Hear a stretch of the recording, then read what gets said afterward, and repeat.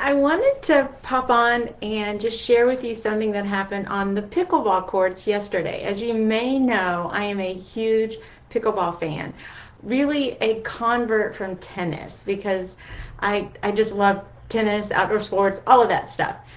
And you may also remember the podcast episode I did on the Choose to Think podcast about life lessons on the pickleball court, where I recounted my first tournament ever with the sweetest partner anybody could ever hope to have. Her name is Kat, or we call her Kat, and it's Kathleen. And she and I just barreled out on that. And I'm not going to go back over all of that, but you can listen to the episode if you're interested. But I learned so much that first tournament about how to handle myself on the pickleball court. And listen, it was so humbling. Let me just say, I was a poor sport and I did not play well. And one of the problems was that I was so focused on my mistakes. And I didn't want to do that again in yesterday's tournament. I played with my friend Jim. We did mixed doubles, and we played in the second annual Louisville Pickleball Cup or something like that.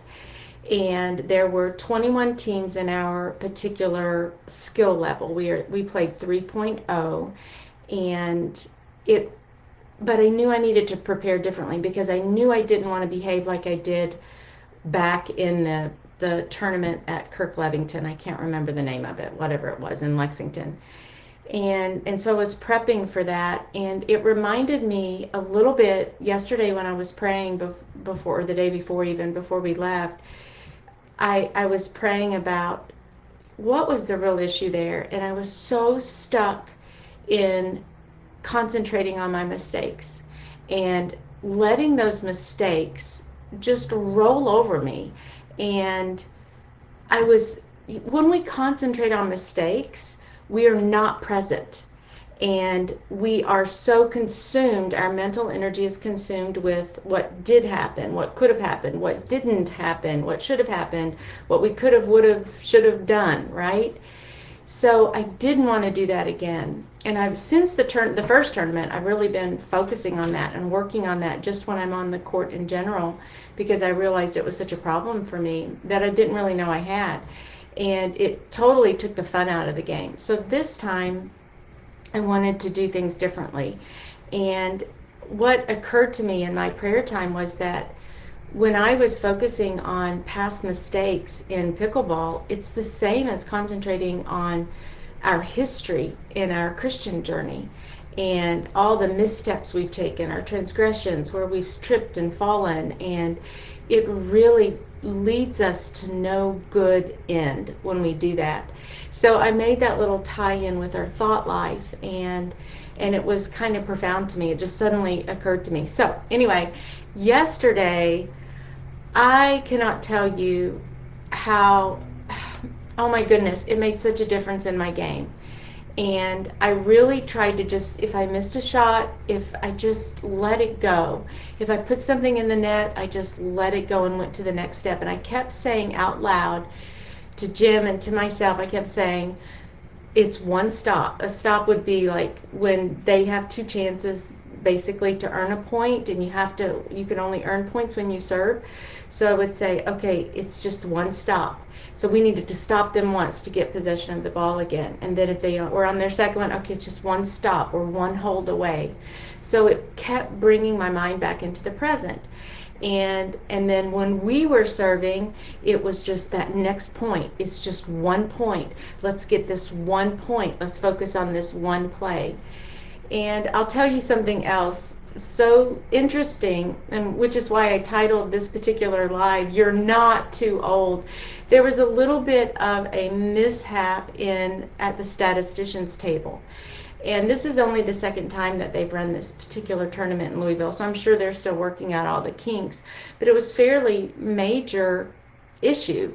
And we played against 6 teams, I guess, in pool play. So you have to get out of that pool in order to go into the semifinal match, and then in order to go to the medal matches.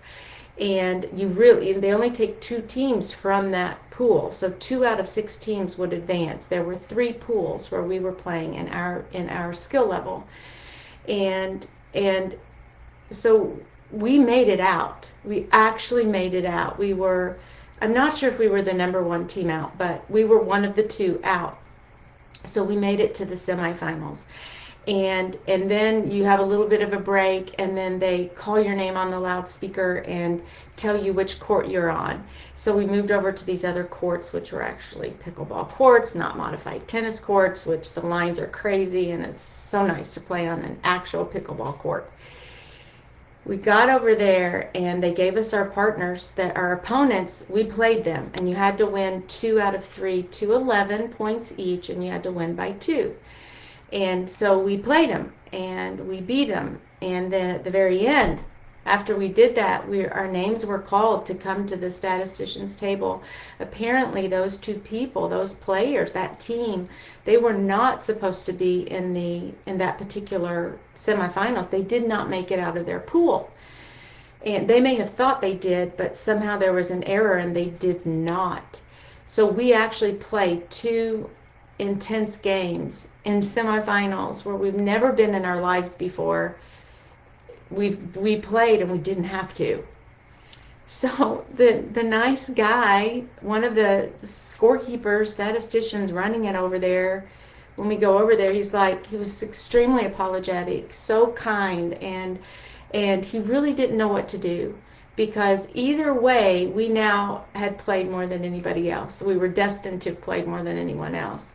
And these are the games that counted, right, to get you to the medal matches. And so, but the funny thing is he was trying to brainstorm, and the couple we were supposed to play, that partnership, they were there, and they were like, we'll do whatever you want us to do, because they knew they had kind of an unfair advantage. At any rate, in the end, while he was talking, the statistician, he said, now I know you all are old, or something like that. And I'm like, wait a minute. He's calling us old. Now that was true, but you know how when you get older, you don't think you're as old as you probably are, and you don't look as old as you are, or at least that's the way I am. I'm like, that person, everybody else seems older to me. And anyway, he made that comment as if to take pity on us or something. And okay, it was true. The people we were playing against, remember, skill level, it wasn't age level. They were younger, maybe by, I don't know. So at least one couple was younger by 10 years, and it doesn't matter. That didn't matter, but it was just funny that he said that. But I had to be quick on my brain and my mind and my thoughts, not just let that get to me like, yeah, we're too old. We're not going to win this. We couldn't possibly win this. Oh, what I would have given if we had won the gold. Oh my gosh, it would have been so awesome. Like, take that, age, right? We did not win. We did not get silver. And we did not get bronze. But we did get 4th place. So we came in 4th place out of 21 teams. Our age notwithstanding. So 2 things to encourage you today. Number 1, you're not too old. And you're as old as you think you are. Truly, you're only 1 day older anyway. Even when you turn a birthday, it's just one more day, right? So I don't want to be limited by my age, and I don't want to get stuck in my age. Although, yes, the reality is I'm getting older. My body has aches and pains that I didn't have 10 years ago. But I'll deal with those in a healthy way, and I'll try to keep my body healthy and keep my body safe and do what I can to stay on top of things. And then the other thing is just to reiterate that stay present in your life. Today I challenge you to stay present with those you love, stay present in your tasks and in your endeavors, and you take one little micro change, you make a micro change, which in the long run can be a macro change. It can be a huge change in your life. So God bless you, and let's all be brain changers and choose to think today. All right, take care. If I can figure out how to end this. There we go. Ciao. Adios.